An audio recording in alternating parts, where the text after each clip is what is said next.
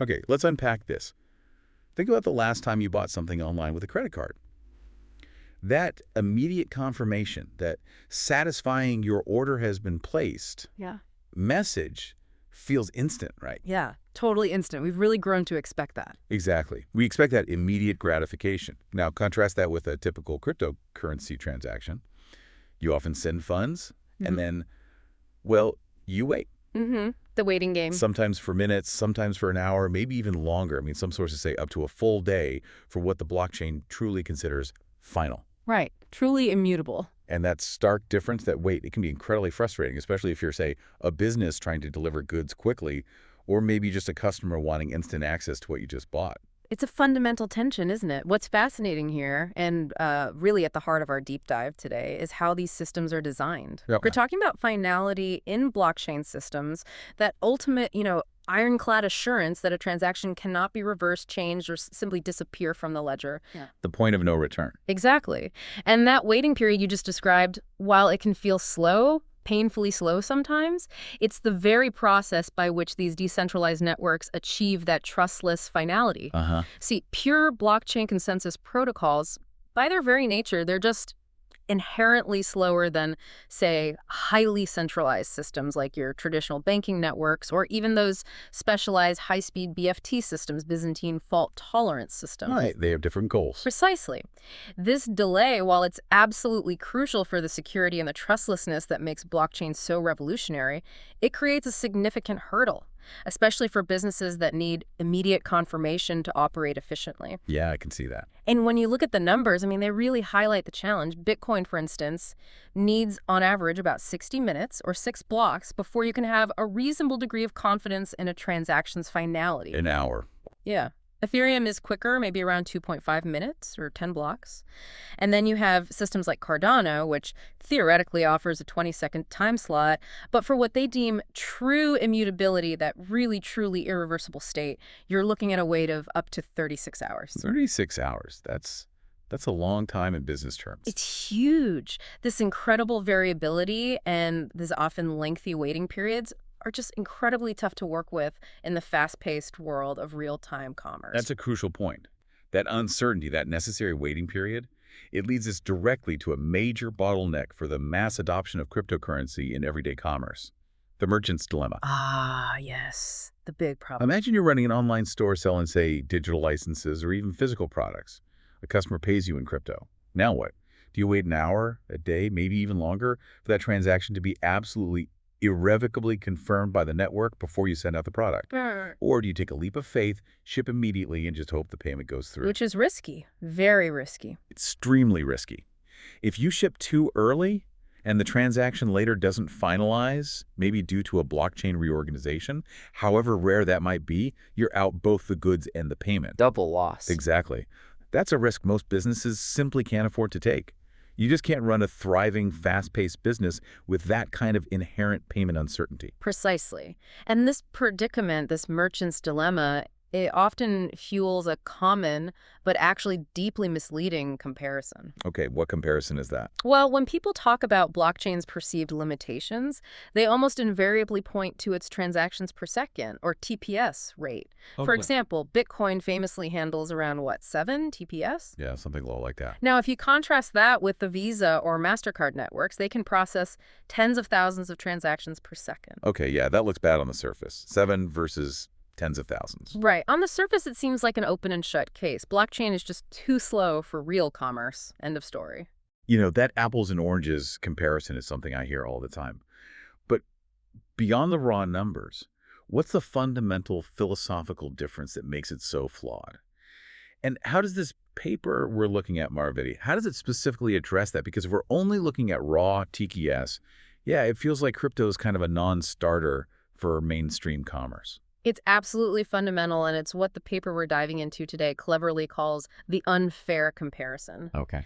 The core difference lies in the architecture. Credit card networks are highly centralized, right? They're optimized purely for speed and volume under the control of a single entity or a small consortium. They don't have to deal with the complex, computationally intensive consensus mechanisms that a decentralized blockchain That does. makes sense. They control the whole system. Exactly. Blockchains overhead that time it takes for every node, potentially thousands of them all over the world, to agree on the state of the ledger that's actually a feature, not a bug. Right, it's the source of the trustlessness. Precisely. It's what makes them secure, censorship-resistant, and trustless, eliminating the need for a central authority like a bank or Visa.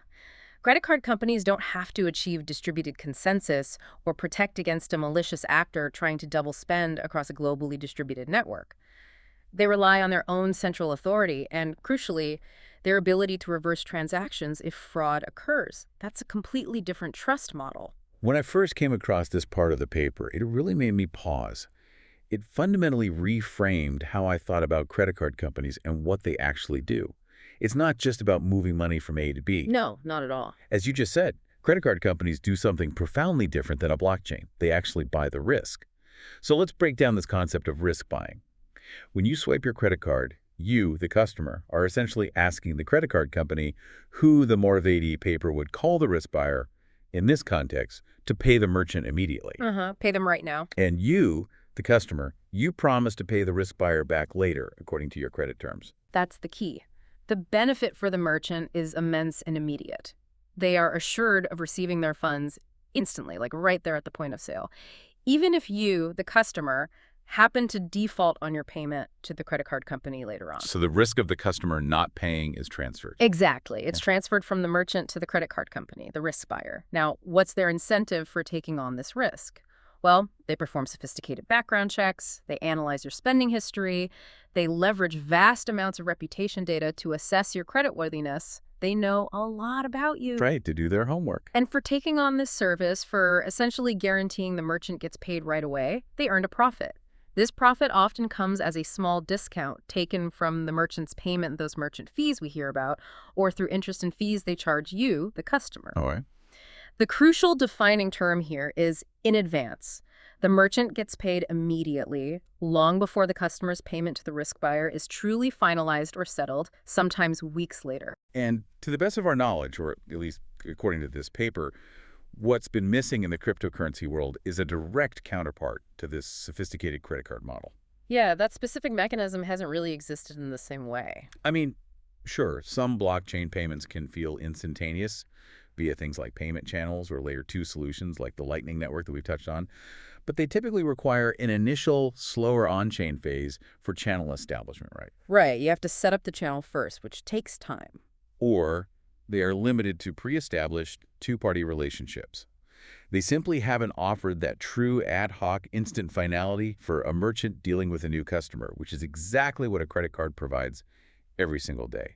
That gap has been a huge barrier. And that's precisely where Maravedí's novel approach truly shines. It elegantly bridges this gap. It takes the instantaneous payment property of existing payment channels, which we know can facilitate near-instant transactions between two parties who've set one up, and it cleverly combines it with traditional, slower, blockchain-aided transactions. Okay, so it's a hybrid approach. Exactly, a hybrid. The profound innovation here is that Maravedí provides instantaneous settlement, or maybe a relaxed but incredibly practical notion of finality, specifically to the receiver of the funds, the merchant, in an ad hoc transaction. Ad hoc meeting. Meaning no prior interaction, no pre-existing channel is required between the customer and the merchant. You can just walk up and pay. Wow. Okay, that is different. It's a truly novel approach because it introduces this hybrid design for protocols, leading to a practical yet relaxed definition of finality. It's not about forcing the entire global blockchain transaction to be irreversible instantly, which, as we said, is inherently slow due to decentralization. It's about ensuring the merchant is paid instantly, securely, even if the final on-chain settlement for the risk buyer takes a little more time. This is truly groundbreaking then. The paper explicitly states that Maravedí is the first time this approach is suggested for implementing finality in such a specific and practical manner. Its design cleverly sidesteps the drawback of distributed systems, the confirmation time we've been discussing, by fundamentally altering the transaction dynamic. Yeah, it doesn't fight the blockchain's inherent slowness. It works around it by introducing this smart intermediary. So it's not just two players anymore. Exactly. Instead of the traditional two-player dynamic we see in most direct crypto transactions, Payer and K, Maravedí, introduces a three-player solution. Let's clearly define these key participants, as their roles are distinct and really crucial to how the protocol works. Okay, let's break them down. First, we have the customer. That's the payer. Their core desire is instantaneous finality. They want their transaction to feel confirmed immediately, just like swiping a credit card. Makes sense. They also want ad hoc availability, meaning they don't need any prior knowledge or interaction with the merchant to make this instant payment. And importantly, they interact under a trustless trade assumption with the merchant. They don't need to explicitly trust the merchant to deliver the goods after payment is seemingly made. Okay, so customer wants instant, ad hoc, trustless interaction. What about the merchant? Right, the merchant, that's the payee. Their primary desires are instantaneous settlement from the risk buyer.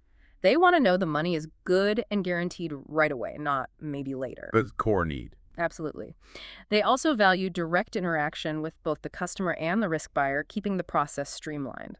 A critical point for them is risk trade security, meaning they are assured of receiving payment, minus maybe a small agreed-upon discount from the risk buyer.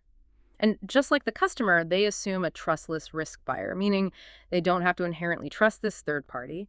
The protocol itself ensures their security. Okay, merchant wants instant settlement, direct interaction, secure payment from this third party, and doesn't need to trust them. So who is this third party? And finally, the ingenious new player in this equation, the risk buyer, are. This is the third party, the one taking on the role analogous to a credit card company. The linchpin. Pretty much. Their core desires are allowed pre-processing, meaning they can set up a payment method, specifically a payment channel, with the merchant in advance before any customer transactions happen. Ah, the setup phase. Right. They also benefit from background availability, potentially maintaining a list of customer addresses or identifiers for swift risk assessment, much like a credit bureau might. Their risk trade security comes from ultimately receiving the full transaction amount on-chain from the customer, which allows them to profit from the discount they offered the merchant. And naturally, they operate under a trustless merchant assumption, as the protocol secures their interaction despite any lack of trust. Okay, risk buyer. Sets up beforehand, assesses risk, gets paid fully on-chain later, makes a profit, and doesn't need to trust the merchant. This pre-processing sounds important. It's fundamental. A really fundamental part of Maravedí, and what makes it practical, is what they call pre-processing. This is where the risk buyer, R, and the merchant, M, establish a dedicated, secure, pairwise payment channel before any customer transactions even begin. Okay, so think of this like a retail store setting up its secure credit card processing system before opening its doors for the day. That's a perfect analogy. It does require an initial setup time, which involves blockchain confirmation because the initial funds for that channel have to be locked on the main chain. That part is slow. Right, the initial funding needs consensus. But, and this is the crucial part, once that channel is funded and confirmed, it doesn't interfere with the instant customer interactions that happen later. It leverages that existing property of payment channels for instantaneous payment between M and R, a property we've seen in systems like the Lightning Network. So it's like laying the digital rails for future high-speed transactions between the merchant and the risk buyer. Exactly. And the truly crucial technical adaptation that makes this entire ingenious mechanism possible is their novel use of the hash time lock contract, or HTLC. Okay, HTLCs. I know those from Lightning Network, used for routing payments across multiple hops, right? That's the standard use, yes. The Maravedí protocol took that HTLC technique and adapted it for this unique three-party scenario. It's used differently here and very cleverly. How so? Here's how it works in Maravedí. The risk buyer, R, first picks a random secret value, let's call it X, and keeps it totally private. Okay, R has a secret. But they then compute its hash, Y equals HX. Think of the hash like a unique digital fingerprint of the secret, one that doesn't reveal the secret itself. R discloses this hash Y to the merchant, M. Got it. M gets the fingerprint Y, but not the secret X. Precisely. The merchant, M, in turn, forwards this hash Y to the customer, C. Okay, so now C also has the hash Y. Right. Now here's the really crucial part, the linchpin. The actual transaction issued by the customer, which we'll call TXC, the one that pays the value V, it's constructed in such a way that it's conditioned to the disclosing of X. Ah, so the customer's payment to the risk buyer, TXC, can only be claimed by the risk buyer if they reveal the original secret X. Exactly. This is the elegant piece of cryptographic judo that truly underpins the atomicity, the all-or-nothing guarantee of the whole process. Okay, explain that atomicity a bit more. How does revealing X guarantee the merchant gets paid too? Right. It means that when the risk buyer eventually publishes the customer's transaction, TXC, on the main blockchain, which they must do to claim their funds V from the customer, they are forced to reveal that secret value X publicly as part of that claim. Okay, so claiming TXC makes X public knowledge on the blockchain. Yes. And once X is out there, public for anyone on the blockchain to see, the merchant can then use that same X to claim their payment, VVD, instantly within the pre-established payment channel they have with the risk buyer. Ah. Even if R tries to be malicious and doesn't explicitly send X to M through their direct channel. Exactly. The system forces the risk buyer's hand. They have to reveal the secret X if they want their full payment V from the customer. And revealing X automatically gives the merchant the key they need to unlock their payment VSD in the MR channel. That's really clever. Yep. It's like an economically enforced honesty baked directly into the protocol. It is. This innovative design ensures that, as the paper puts it, the instantaneous finality provided by our protocol relies on the combination of the ledger transaction and the payment channel transferring of funds. It's a beautiful way to tie the two distinct layers, the slow, secure blockchain and the fast off-chain channel together without requiring inherent trust between all parties. Okay, that makes a lot more sense. Yeah. So let's walk through the whole thing step by step. Imagine a typical trading day for a merchant using Maravedí. Okay, so the overall flow envisions a scenario where that RM payment channel is already pre-established and funded, ready to go. The subsequent interaction happens through a direct exchange of digitally signed transactions and signals over simple communication channels.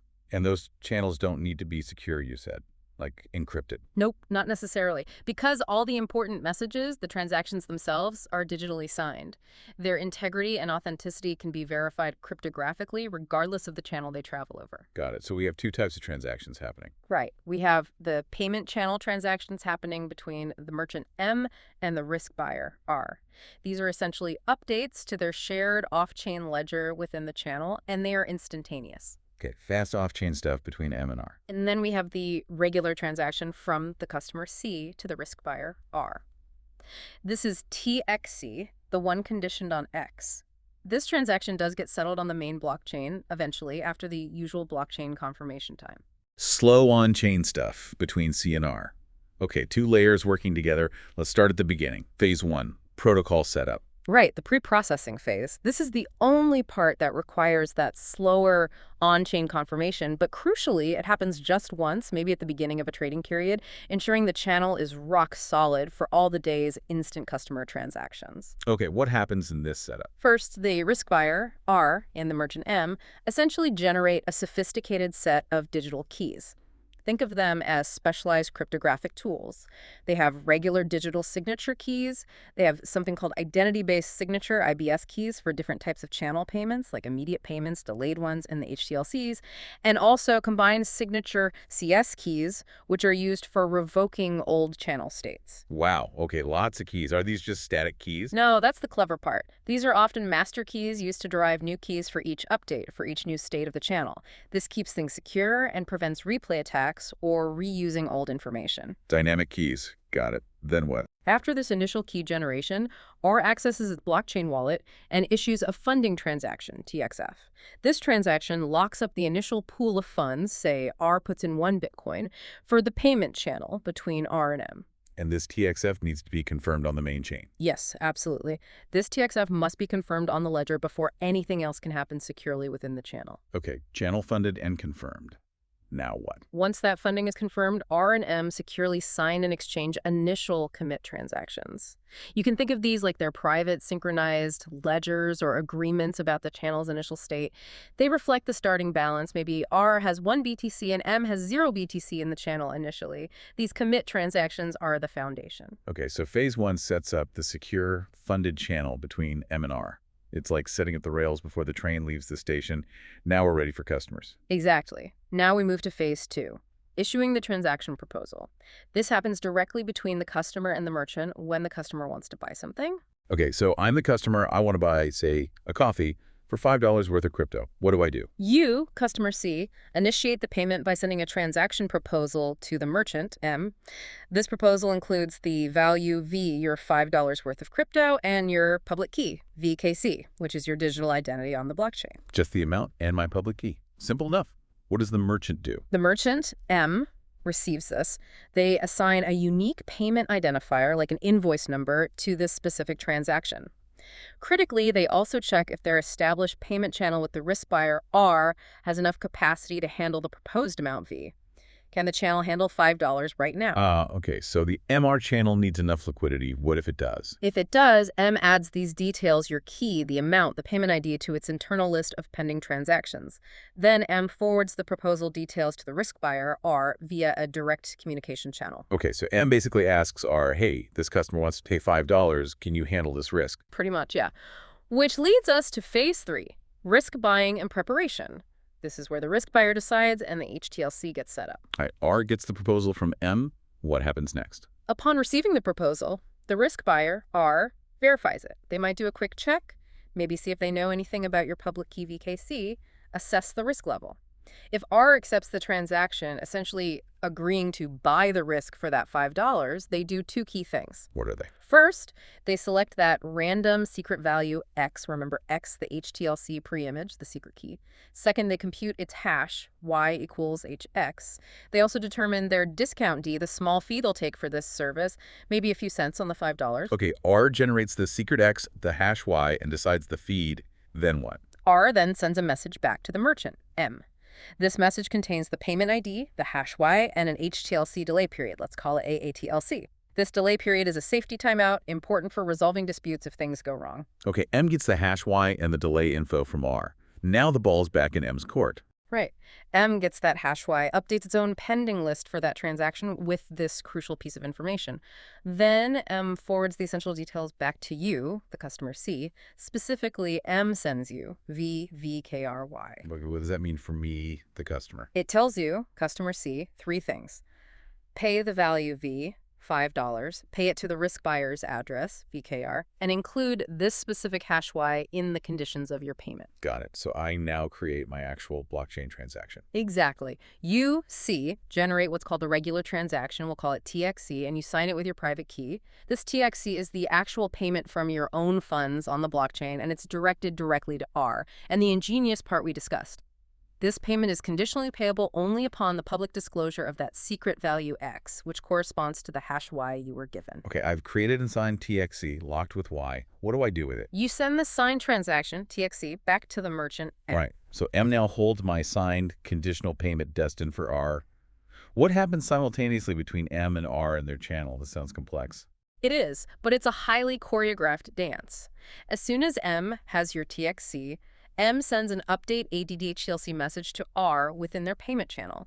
This signals, okay, we're adding this conditional HTLC payment related to hash Y to our channel state. Okay, they're updating their shared ledger. Yes.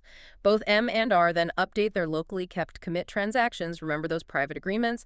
They add new outputs that reflect this HTLC state.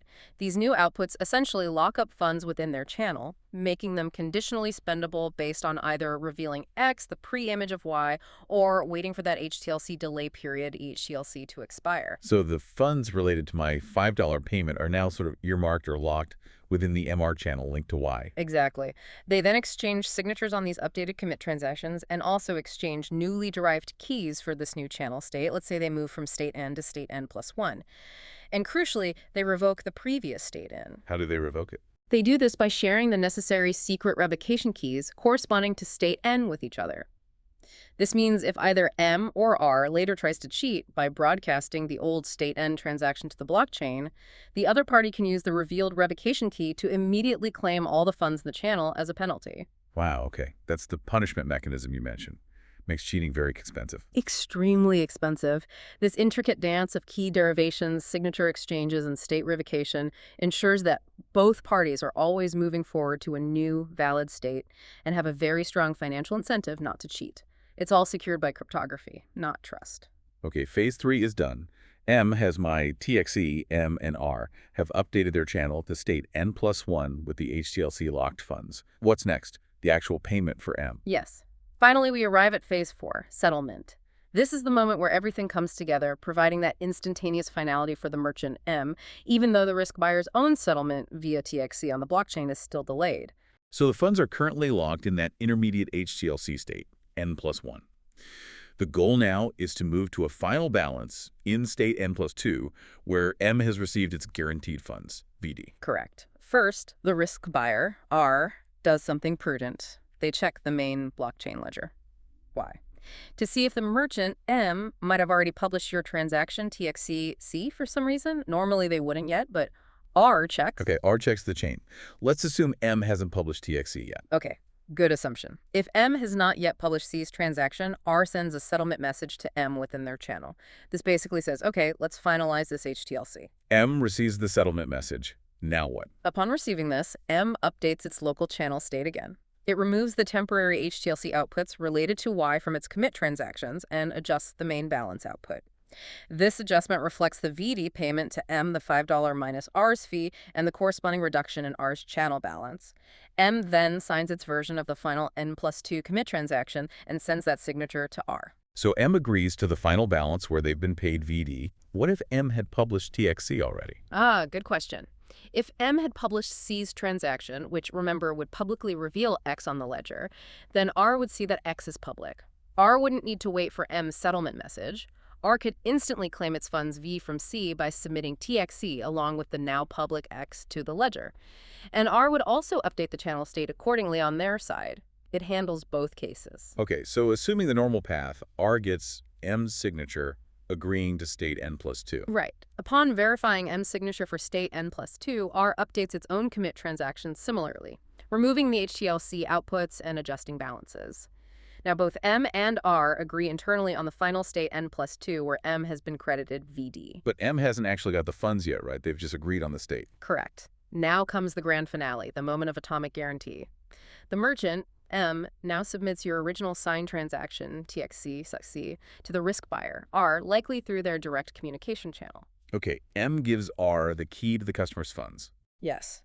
R, having received TXC, and having already agreed internally with M on the N+2 state, then discloses the HTLC preimage X to M. R gives M the secret key X. Yes, this is the critical juncture. Because of that clever HTLC adaptation, the risk buyer has to reveal X if they want to eventually get paid V by you, the customer, on the blockchain using TXC. And once M receives X from R, M can instantly claim their payment, VD, yeah, from R within the payment channel using that X. exactly. M uses X to unlock the funds associated with the HTLC in their channel state, instantly receiving their payment, VD, from R within the near instantaneous payment channel. This is the instantaneous settlement for the merchant. Wow. It's like a digital game of chicken, where the risk buyer is forced to reveal the secret X to claim their eventual prize, TXE, and in doing so, they automatically deliver the merchant's prize instantly. That is beautiful cryptographic choreography. It really is. And once M confirms receipt of X and their instant payment within the channel, R then proceeds to publish the full package, your transaction TXE, your signature SUNSI, and the now revealed secret X to the main blockchain ledger. And that public disclosure of X on the main chain is what finally allows R to claim the full V for my original payment TXE, which was conditionally locked. Precisely. This is how R finally cashes in its profit, the discount D, by settling the on-chain transaction with you, the customer. It takes time for this on-chain part, but R was willing to wait because they got the profit D. And M got their VD instantly. Everybody wins, assuming they follow the protocol. Exactly. And then, maybe at the end of a trading day or whenever they choose, M and R can cooperatively close their payment channel. This is a standard procedure in systems like Lightning Network. It settles the final channel balance on the main blockchain and frees up any remaining funds that were held in the channel for both parties. Okay, that whole process is intricate, but seems incredibly well thought out.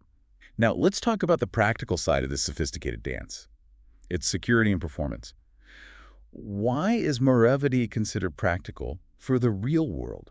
Good question. One key characteristic, and it's sometimes seen as a trade-off in payment channel designs like Maravedí, is that both the merchant M and the risk buyer R generally need to be online, or at least have some agent acting for them online, during the execution of the protocol. Right, the online requirement. Why is that necessary again? It's fundamentally necessary to prevent those old state attacks we mentioned, where a malicious participant might try to broadcast an outdated channel state to the blockchain, maybe a state where they had a higher balance before the latest transaction. But you said there's a punishment. Yes, and it's a very strong financial disincentive.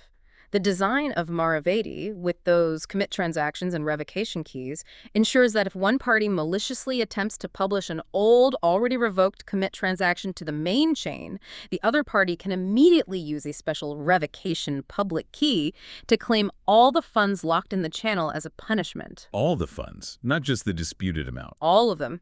This punishment mechanism is what makes these channels secure, even between parties who totally distrust each other. It's like having a massive financial tripwire.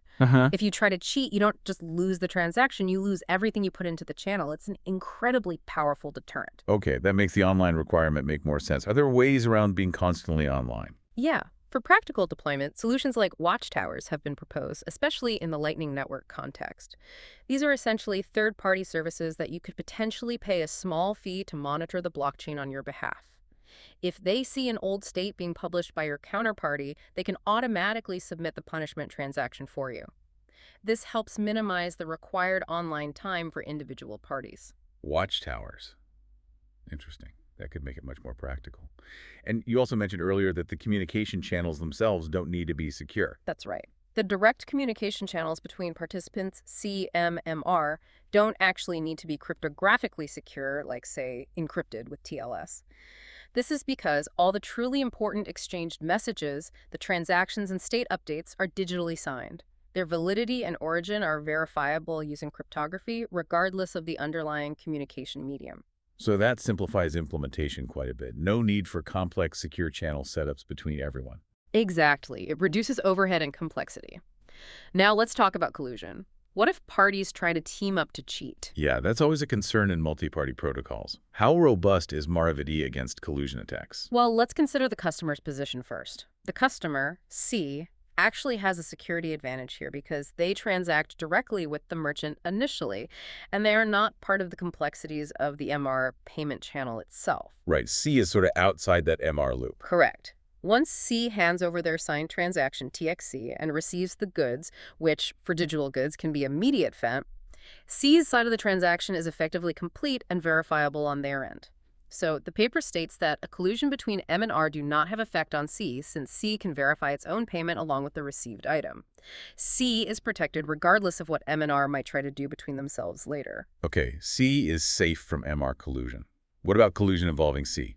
Say C and M try to cheat R, or C and R try to cheat M. Since the MR interaction is essentially a standard single-hop payment channel at its core, its inherent security properties, which are specifically designed for interactions between two parties who do not inherently trust each other, still apply robustly. No trust is assumed or needed between C and M or M and R for the protocol to function securely. The punishment mechanisms within the channel protect M and R from each other, even if one colludes with C. Okay, so the standard channel security handles those cases. That leaves the most critical potential failure point, the one we keep coming back to, atomicity.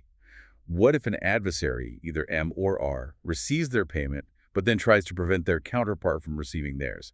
That seems like the core risk. And this is exactly where Maravedí's novel use of the HTLC, that secret X and its hash Y, provides the strongest guarantee. It's designed specifically to make the payments to both the merchant within the channel and the risk buyer on the main chain via TXC, atomic. Atomic meaning all or nothing. Exactly. It means the payment to one party cannot successfully complete without the payment to the other also successfully completing. Formally, the protocol proves a powerful guarantee, stated as Theorem 1 in the paper. Given that the protocol is jointly executed by C, M, and R, such that C issues, TXC, if R redeems TXC on the blockchain, then M redeems the funds received from R in the channel. Okay, so if R gets paid by C, M is guaranteed to get paid by R. How does the proof work? Intuitively. The intuition is simple, yet profoundly powerful based on what we discussed. Imagine a malicious risk buyer, let's call them R, who manages to get TXC confirmed on the blockchain, thus receiving the customer's payment V. Now, R tries to simply abort the protocol with M, refusing to disclose X to M within the channel, hoping to keep the V and not pay M the VD. Yeah, the double win scenario for the attacker. But it can't work. The very act of R redeeming TXC on-chain, the only way for them to get the V from C, requires them to publicly reveal X on the blockchain as part of spending the conditional output. Ah, right. Revealing X is mandatory to get C's money. Yes. So once X is public knowledge on the blockchain, the merchant M, or even a watchtower acting for M, can see it. M can then use that publicly revealed X to force the redemption of its funds, VD, from the MR channel, even without R's explicit cooperation or goodwill. M just uses X to unlock the HTLC on their side. So R literally cannot get paid without giving M the key to get paid too. Precisely. This enforced atomicity means R is strongly financially incentivized to not abort the protocol because failing to reveal X by not claiming TXC means they can't cash in the full amount V from the customer on-chain, thereby losing their entire potential profit D. It's an elegant, self-enforcing system based on rational self-interest. That's incredibly compelling. Okay, so it seems secure. What about performance? Is this whole cryptographic dance slow or computationally expensive? That's another strength. In terms of performance, the paper makes a strong argument that the efficiency of Maravedí is equivalent to the Lightning Network. Equivalent to LN.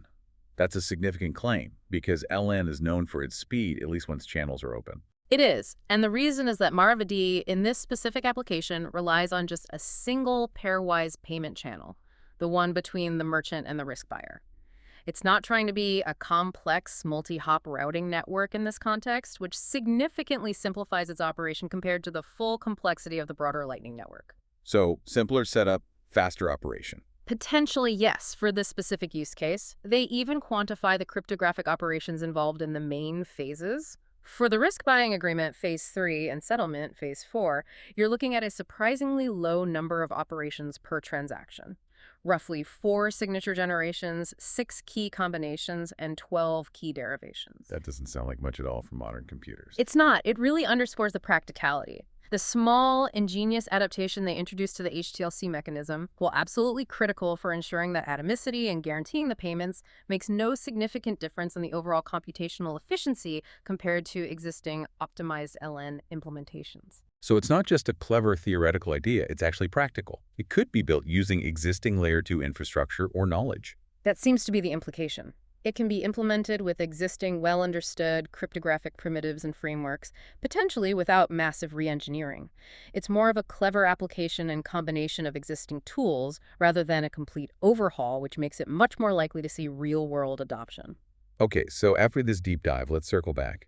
How does Maravedí stack up against its own stated desiderata, those desired characteristics they set out to achieve for a risk trading protocol in decentralized commerce? Right. Let's review the checklist based on the paper. First, and perhaps most importantly, it achieves instantaneous finality and instantaneous settlement for the merchant. It does this by cleverly leveraging the speed of the Lightning Network-style payment channel for that MR payment. Check. Okay, instant settlement for M-check. What else? Second, it supports direct interaction. Transactions and signals are exchanged directly between the participants, CM, MR, avoiding unnecessary intermediaries in the communication flow. Check. Direct interaction. Check.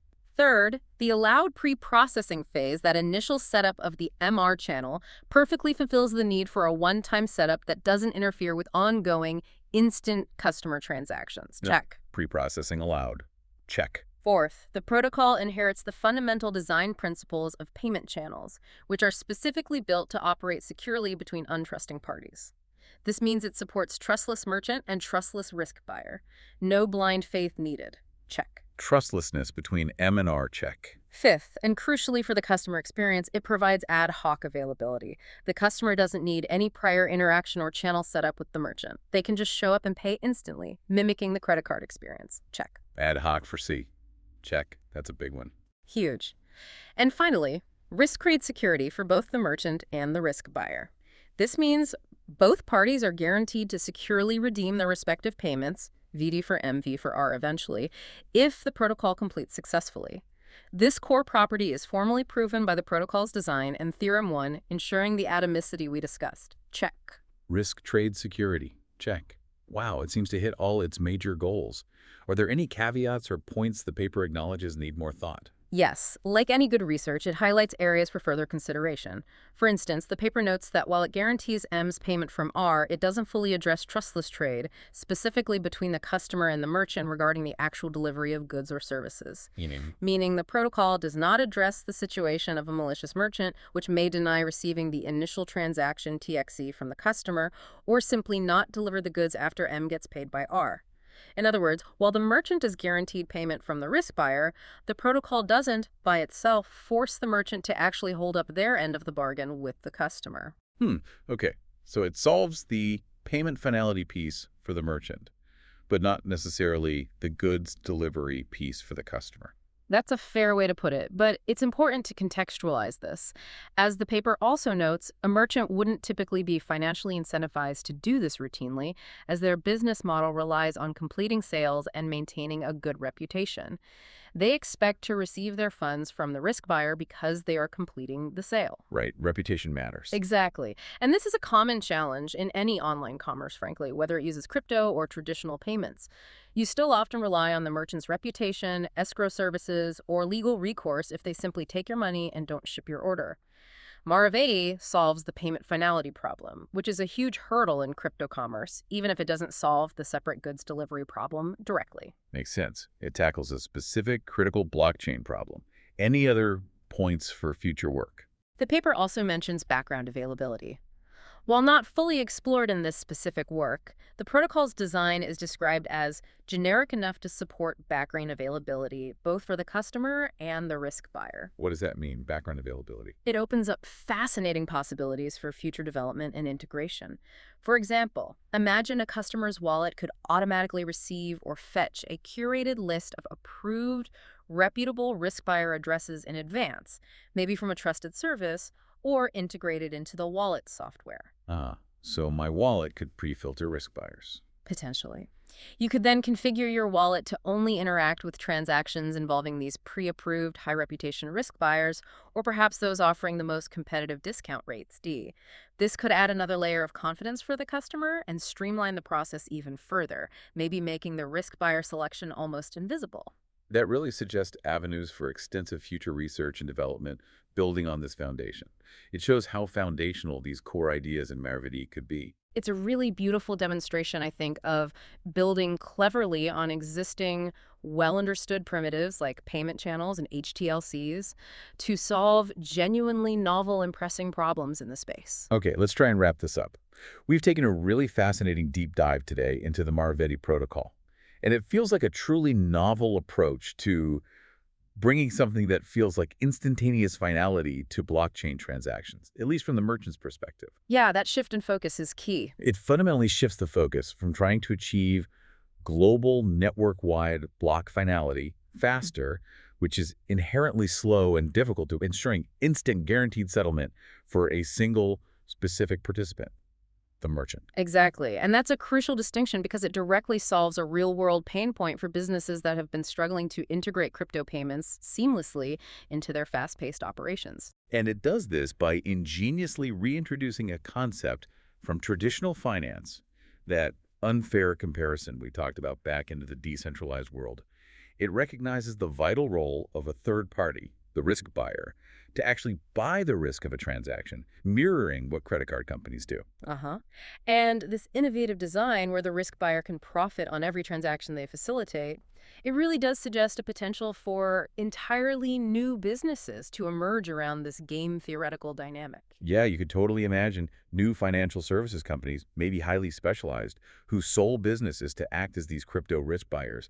They could leverage sophisticated AI for real-time risk assessment based on pseudonymous blockchain history, maybe offer tiered discount rates to merchants based on volume or risk profiles. Absolutely. It truly opens up a new frontier for viable business models within the crypto ecosystem, moving beyond just holding or basic transfers. What stands out to me, maybe more than anything, is the sheer power and elegance of these kinds of hybrid solutions.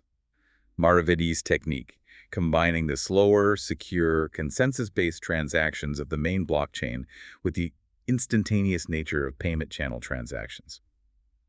It isn't just a clever theoretical trick. No, it feels very grounded. It feels like a practical, implementable solution that adapts existing, well-understood cryptographic primitives, things like Lightning Network channels and HTLCs that are already out there to solve a critical problem in a completely new way.